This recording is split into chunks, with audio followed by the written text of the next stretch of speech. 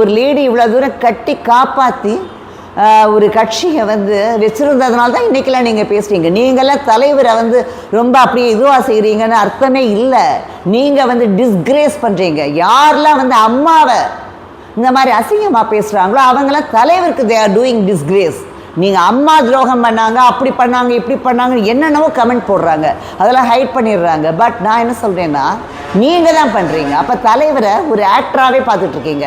அப்போ இங்கே சோலோவாக டிஎம்கே இருக்கட்டும்னு நினைக்கிறீங்க. நீங்களாம் டிஎம்கே பீப்புள் தான். அவர் சினிமாவில் தலைவர் டிஎம்கேக்கு பாடினது ஆடினது அதை தான் நீங்கள் பார்க்குறீங்களே தவிர அவரை ஒரு தலைவராக பார்க்கல.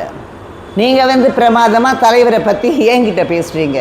நான் தலைவர் மேலே தான் ஃபஸ்ட்டு என்னோடய ரெஸ்பெக்ட் எல்லாமே தலைவர் தான். நான் பார்த்தது கூட கிடையாது. பட் எனக்கு அவர் மேலே அவ்வளோ பிரியம் ஜாஸ்தி, குழந்தையிலேருந்தே தெரியாமல் கூட. அதே மாதிரி அடுத்தது அம்மா எனக்கு பிடிக்கும். அம்மா இல்லைன்னா கட்சி இல்லை. அப்போ நீங்கள் எப்படி இதெல்லாம் பேசலாம்? இவ்வளவு எல்லாரும் ஆடுறாங்க பார்த்தீங்களா? அதுக்கெல்லாம் எல்லாம் யார் பேஸ்மெண்ட் போட்டு கொடுத்தது? அம்மா தான்.